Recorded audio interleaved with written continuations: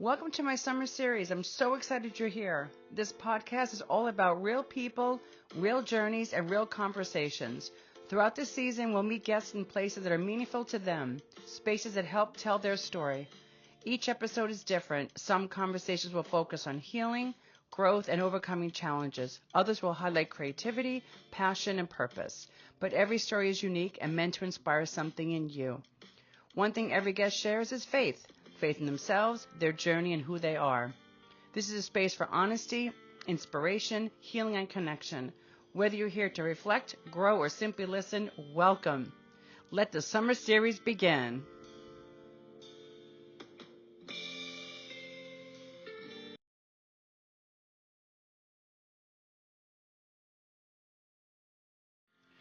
Why I chose Renee Murphy for my summer series podcast? Because she's someone who is truly making a difference in the lives of others. Renee's an award-winning author whose children's book, Your Heart's Voice, encourages children to trust themselves, listen to their intuition, and build confidence from within. In a world where so many young people struggle with self-esteem and self-doubt, I believe that message is incredibly important. One of those things I admire most about Renee is the work she does with the Girl Scouts of Suffolk County. She teaches young girls how to trust their inner voice and believe in themselves. At the end of her program, each girl earns an intuition patch that Renee created herself. I absolutely love that. It's more than just a patch. It's a reminder that their voice matters, that they can trust themselves, and that they have the strength and wisdom within them to navigate life with confidence. Renee also wrote a beautiful book in honor of her brother Robert, The Art of Living with Purpose. What touches me most is how she transformed loss into something meaningful, sharing stories that celebrate his life while inspiring others to live with purpose, gratitude, and joy. When I first met Renee at Katerina Valentina's salon, I felt an immediate connection. There was something about her warmth, her energy, her genuine desire to help others that stayed with me. I love bringing people onto my podcast who are making a positive impact, and Renee is exactly that kind of person. I felt it was important to introduce her to all of you because I truly believe in her message can touch hearts, inspire change, and help people reconnect with themselves and what matters most. So sit back, enjoy the beautiful ocean behind us, open your heart, and experience the wonderful energy that Renee brings. Please join me in giving a warm welcome to Renee Murphy.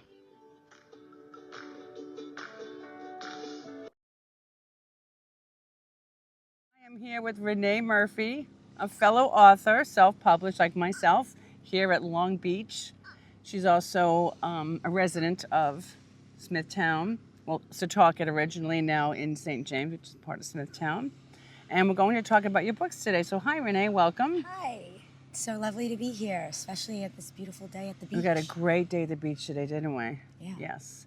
And we feel blessed that we're able to self-publish in these amazing books that you have as well, one honoring your brother. And I know that you did a book signing for 2 weeks ago at Napper Tandy's. I'm sorry I wasn't able to make it. That's why I wanted you on the show to represent your book. I'm sorry I couldn't make it. But we're here now. But explain your books to everybody. You won 7 awards for this book, but go right ahead. The stage is all yours. Oh, thank you. This is my first children's book. It's called Your Heart's Voice, and it will always hold a special place in my heart. Mm-hmm. As a New York State certified school counselor, I saw the need 20 years ago for books like mine. I remember counseling my students, whether it was with behavioral problems or just typical conflict resolution, how to make friends, proper nutrition. And I always came from a child-centered approach while focusing on their strengths. And that was my way of intuitively counseling them while working with intuition without even knowing that that's what I was doing.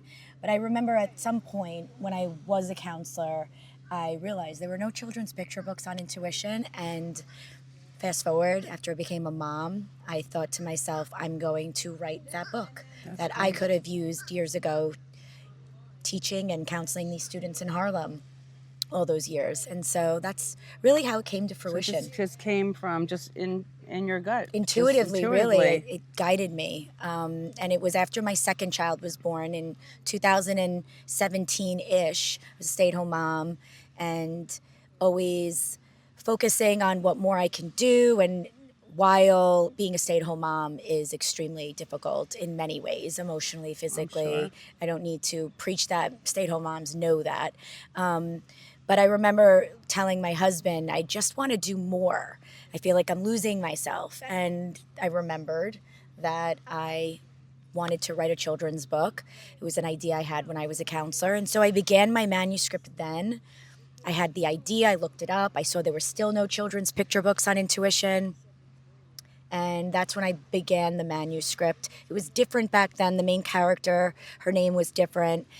The concept was the same, and I began the life lessons. The title was the same, but then life took over, and I tucked the manuscript away. I ended up having a third child, and it wasn't until the loss of my brother, which was in 2022, that I therapeutically and naturally gravitated towards the beach. And I always had a love for the beach. It's always been where I find my calm. I talk about that in my program. You just get centered here. Yeah. That's what I do. I get grounded. And I just naturally gravitated towards the beach after he passed. I mean, it was probably like that week. Life doesn't set you up for a traumatic event, especially when you lose not just a loved one, but your little sibling.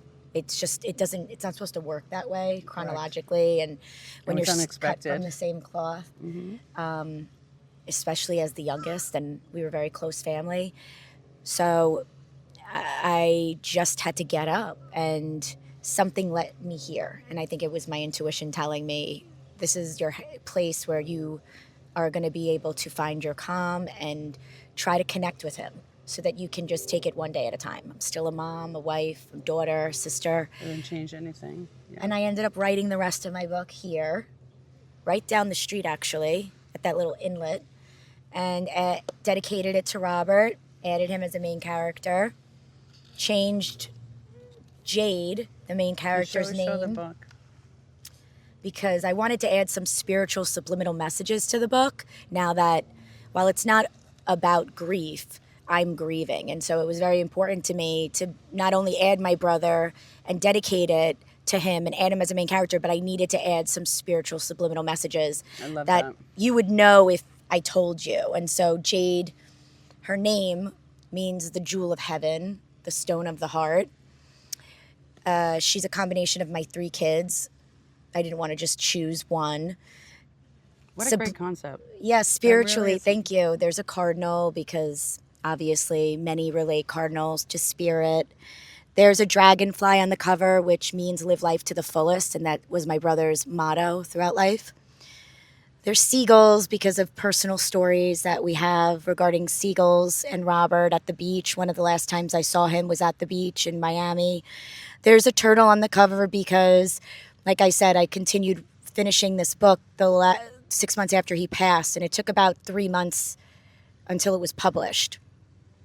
But one of the mornings, driving to the beach with my son Sage, we rescued a turtle here in the parking lot, and he named him Charlie, which he names all animals Charlie, which so happens to also be my father's brother's name, who died in Vietnam, ironically, and he obviously didn't know him.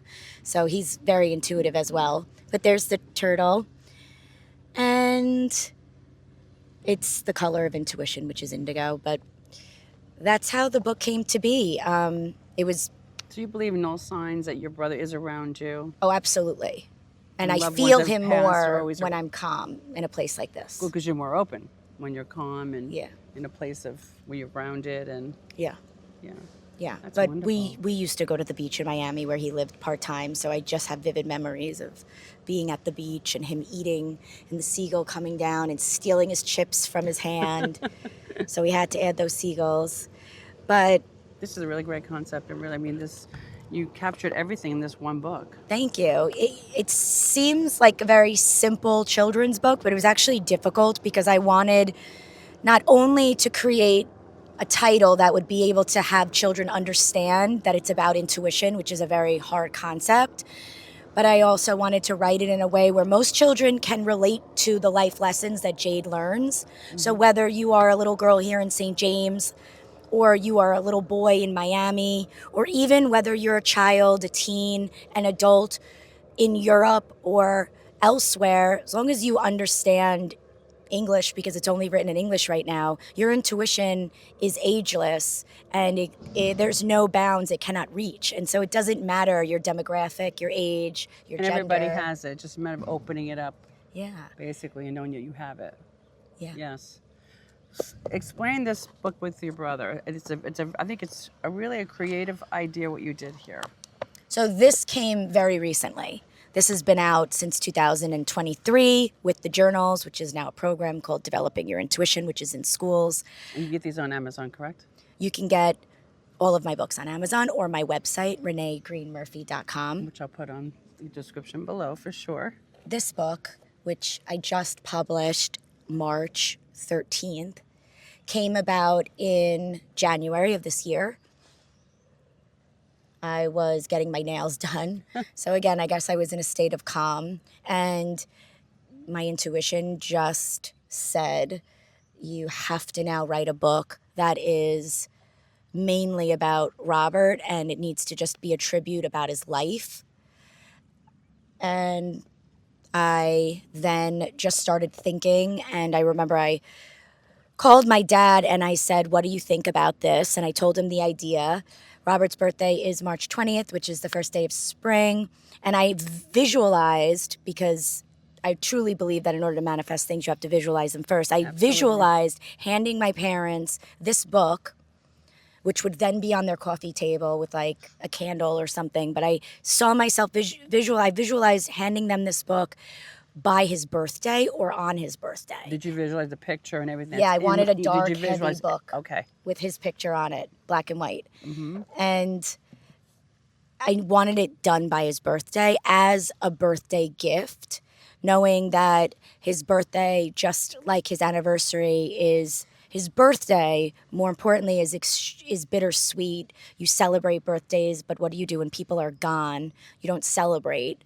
I can't even say happy birthday. I don't understand. Like, some people say happy heavenly birthday. To me, it's just they're gone. He's here, but it's hard for me to wish him a happy birthday when he's not here. I try to just do things in memory of him on his birthday, like maybe eat things that he loved or go to places that he would have liked. But anyway, don't you believe that he's with you on his birthday? Don't you feel his energy here around you on his birthday? I feel him all the time. Mm-hmm. I try to seek out that through music, and he sends me signs all the time, but I just felt like specifically on his birthday, when you would receive a gift, I wanted to be the one to be able to give my parents this tribute. So that it's not just a day of tears, perhaps it's a day of now they have something like a hard copy where they can open it anytime they want.